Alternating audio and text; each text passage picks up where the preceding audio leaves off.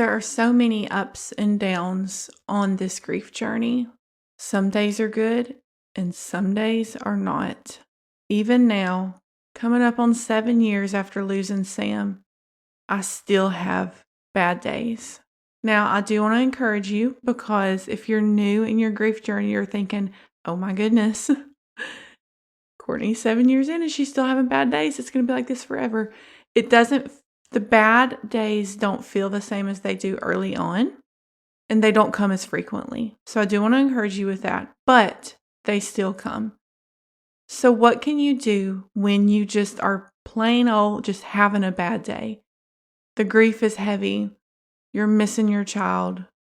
And because of that, nothing is going right. That is what I want to bring you today. Some things that you can do to get through all the bad days that hit on this grief journey.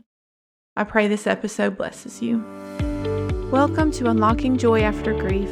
My name's Courtney, wife, mama of 6 kiddos, one in heaven waiting for us, and that's why I'm here. In 2017, we lost our 4-year-old son, Sam, and it's my joy to share with you everything this journey has taught me.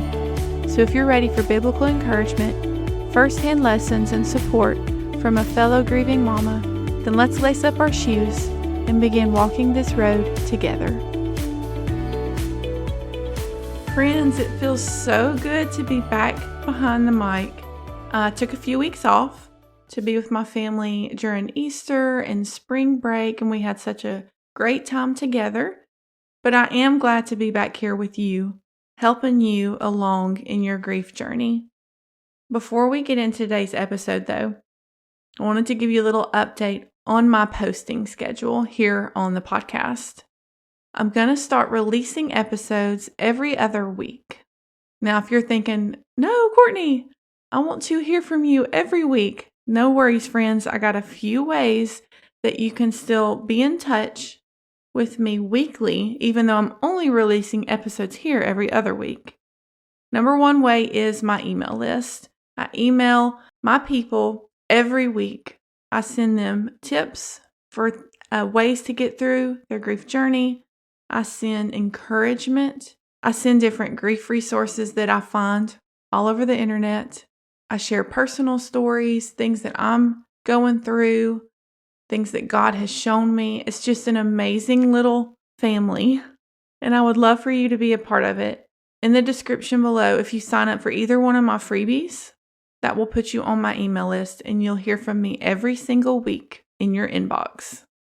Another great way to be in touch is in my Facebook group. I started a Facebook group for moms who have lost children, and it's called Unlocking Joy After Child Loss. I'm in there a few times a week. Again, just giving tips, encouragement, sharing Bible verses, things to help you along as you're trying to figure out this life after losing your child. We have a great community of women in there who all understand what it's like to live after child loss. Again, I'll have that link in the description of this episode. And the final way that you can get more information, more resources is on my website. It's just unlockingjoy.com. I'll have it linked in the description, but I have blog posts and resources and things on my website that will help you as well. So those are 3 places that you can still get information from me every week, even though I'll only be here on this show every other week. Okay, so let's get into today's episode. I wanted to start with a promise that we have in the scripture. Lamentations 3:22-23 says, "Because of the Lord's great love, we are not consumed, for his compassions never fail. They are new every morning. Great is your faithfulness." Okay, so let's break down this verse. Because of the Lord's great love, we are not consumed. So this bad day that hits will not consume us. We have that promise. We are not consumed because the next part, his compassions never fail. He feels compassion over you in your pain, in your grief, in your heartache. He has compassion over you, so he will not let you get consumed. And his love, his compassion is new every morning. So if you're having a bad day, you have a new measure of God's love and His compassion to pull from. It's new today. It's not the same as it was yesterday, and it won't be what it is tomorrow. It's new today. And then once we get through this bad day and you wake up tomorrow, guess what? There's new love, there's new compassion waiting on you, so you will not get consumed. And then, of course, the ending of that verse, great is your faithfulness. He's so faithful. So every time you feel consumed, He is faithful and He will be there to help you get through. So that's what we're going to talk about today. We're going to talk about how to get through. How do we get through these bad days that hit? Because they do hit. Like I said in the intro, even now, almost 7 years in, I still have moments that are just plain hard. And I just have a feeling it'll be that way until I get to heaven. So I want to give you 7 things that you can do when these waves of grief hit that knock you off your feet and just make the rest of the day hard. Or you wake up in the morning and you instantly think about your child, or you instantly have the wave of grief hit. So it even starts your day off bad. These 7 things are things that you can pull from and do to help you get through the day, pulling from God's love, from His compassion, and holding on to knowing, okay, if I can just get through today, tomorrow He has new love and new compassion for me, and I will not be consumed. So the first thing that I want you to have ready for when these waves hit, when that bad day happens, is your lifesaver verse. Now, if you've been here for a little bit, you already know what a lifesaver verse is, and you've heard me talk about it. But if you don't know what I'm talking about, a lifesaver verse is just something, it's a phrase that I made up about a particular Bible verse that you can use when those waves of grief hit. Because I want you to imagine the ocean. If you're standing in the ocean, back to the waves, talking to your family, looking at your family on the shore, and you don't see a big wave coming, and it hits you from behind and knocks you down. That's what these waves of grief feel like when they hit out of nowhere. And if you're not prepared, when that wave knocks you down under the water, it can drown you, metaphorically speaking. So how are you prepared? How can you keep from drowning in this grief, this wave of grief that hits you? That's where a lifesaver verse comes in. And I got the term lifesaver as in like the thing the lifeguard throws, the buoy that like you can hold on to that will keep you from drowning. And that's what this verse is. It's a verse that you can literally hold on to that will keep you from drowning. I have a free printable for you that just lists a bunch of verses that you can pull from to cling to when these waves of grief hit you. So whichever one kind of sticks out at you, I believe the Holy Spirit will guide you in the one that you need to have.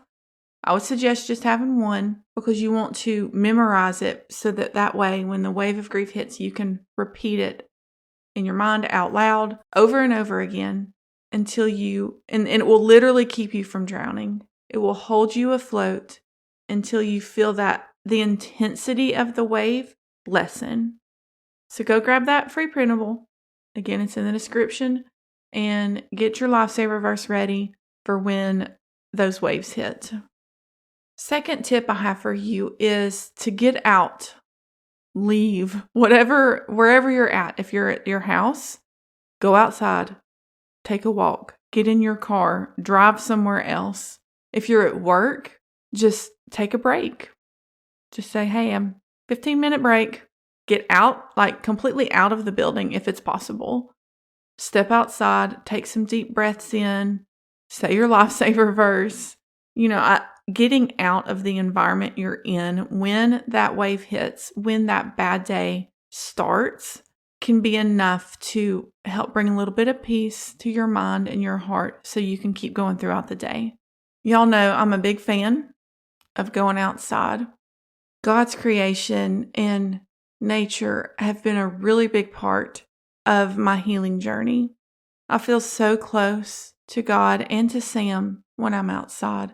And I believe that's because that's what God created. And so we can't be any closer to God than being outside in the thing that He literally created, His voice created. And so going outside, closing your eyes, taking a big deep breath in, say your lifesaver verse can be enough to help you get through. The third tip I have is to give yourself permission to feel whatever emotion it is that comes with that wave. A lot of times we might think that the best thing to do is push it down. I don't have time for this emotion right now. Or maybe I just don't even want to face it. Like I don't have the strength to feel this right now. But I want to encourage you to look fully into the face of whatever emotion that is. If it's sadness, if it's anger, if it's fear, whatever it is, whatever that emotion looks like, look at it and say, okay, I see you. I acknowledge you. I'm going to feel you. Give yourself permission to fully feel it, whatever that looks like. Because when we push it down, when we try to ignore it, it builds up inside of us. And eventually it will come out, my friends. And it'll be on some random thing that doesn't even make sense and you'll just lose it. If you feel like you don't have the strength, if you're weary and you don't feel like you can feel it anymore, I really want you to fall back on the strength of Jesus. He is there for you every time, and He is so strong.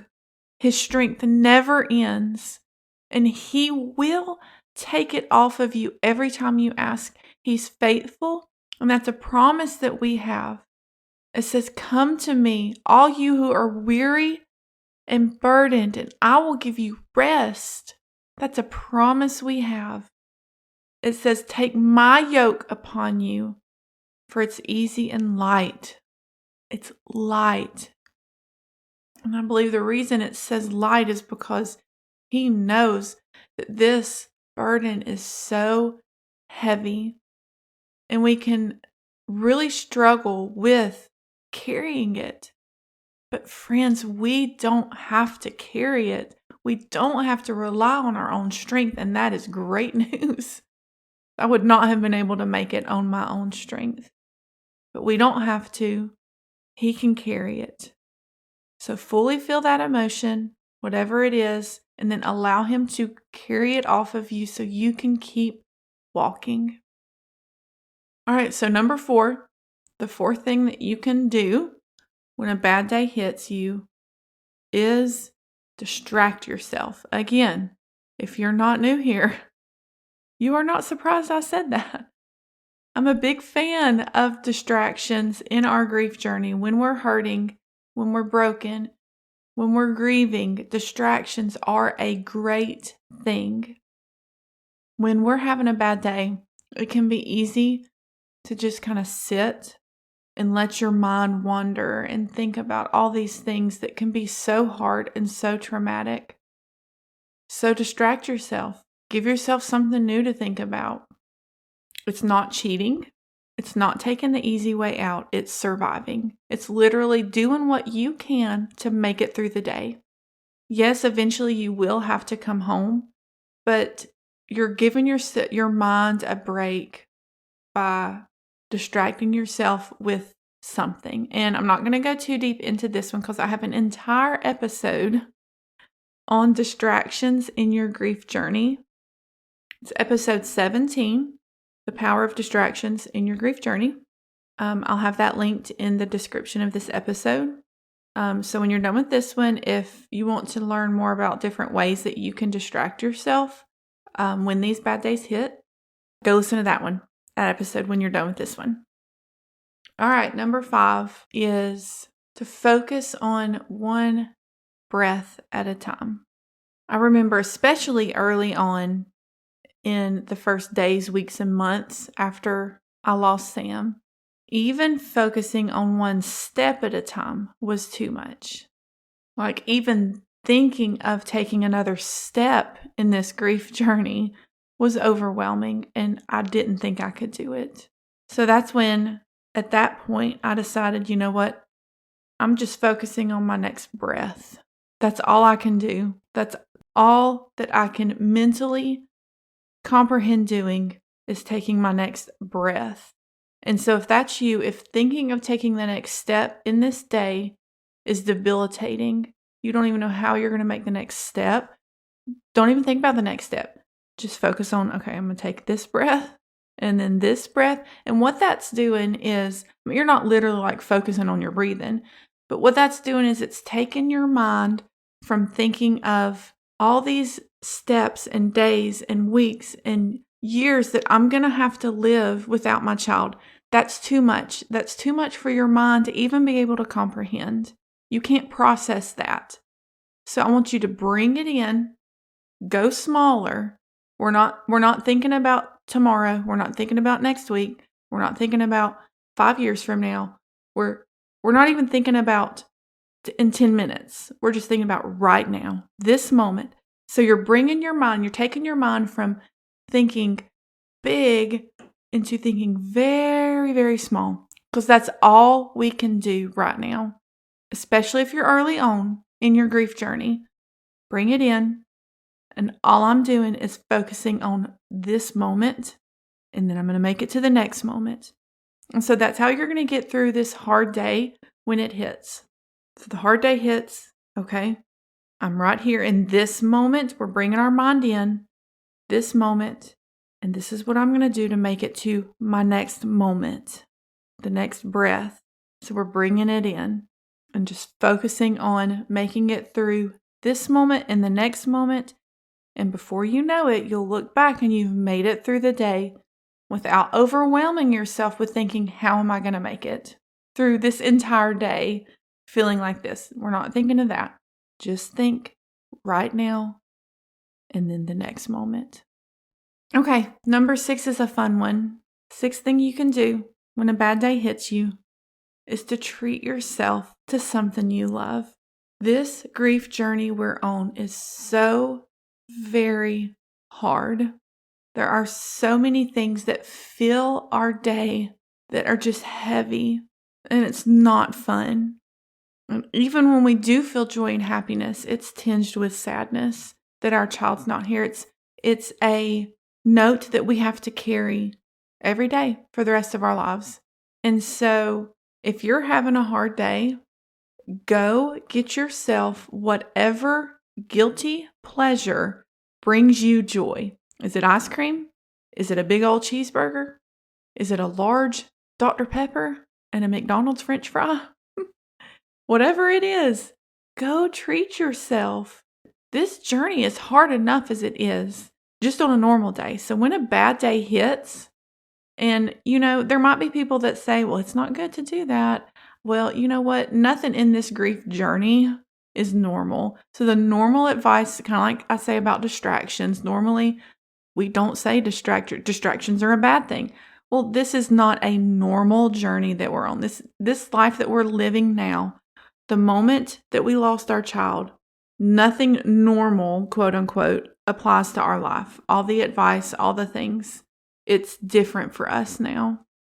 So I say 100%, go get yourself something that will bring you joy. Maybe it's not anything food related. Obviously, that's what I go for because that's the first thing I always think of. We have a local place here. If anyone's in Alabama, that's where I live. It's called Milo's. It's a cheeseburger place that puts this special sauce and they toast their bun, and it's heavenly. It's heavenly. So that's what I go to when I want to treat myself. But maybe it's not that for you.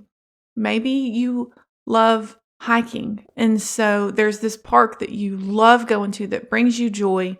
Go there. Maybe it's window shopping and you want to go to the mall and look at all the things, all the clothes and the shoes, and doing something little that brings you some joy into this otherwise really hard day is a great and fun thing that you can do. Something for you to look forward to. If you're at work and it hits, say, when I leave work, I'm going to make it through this day. And when I leave work, I'm going to do this. And it'll give you a little something to look forward to get through the day and bring a little bit of joy in your heart through something, whatever it is that brings you joy in your life. Okay, last thing. Number 7, what you can do when you're just having a plain old bad day is go to bed. I know. What kind of tip is that, Courtney? Sometimes it's just best to just call it. Just be like, you know what? This day has been awful. I hate today. I have felt all the emotions, all the things. Nothing's gone right. I miss my child so much it hurts. And I'm just calling it. I'm just calling today. And we're going to wake up tomorrow and feel those new mercies that Lamentations promised us. And I'm just going to bed. And I'm calling it. So sometimes that's what you can do. And then getting to sleep after a hard day is a whole nother thing. And I do have an episode on sleeping after child loss, because that can be a hard thing, falling asleep. So if that's you, if you really struggle with sleeping, I want you to go listen to episode 16. It's called Sleeping After Child Loss, 5 Tips to Help You Fall Asleep After Losing Your Child. That's it, friends. I pray that these tips will help you in making it through the next time that wave hits you and it just throws your whole day off and you're just having a bad day. Use one of these tips. You don't have to use all of them. Use one of them, whichever one stuck out to you. Put this episode in your back pocket for next time. Use these tips to help you get through. I'll see you next time. Love you, friend. Hi, Mama. I hope this episode blessed you. If so, would you mind sharing it with a fellow grieving mama who may need some encouragement on her grief journey? Also, please take 30 seconds and leave a rating and a written review wherever you listen to this episode. Reading your reviews brings so much joy to my heart, and I love connecting with you in that way. All right, I'll see you here next Thursday for another episode. Love you, friend.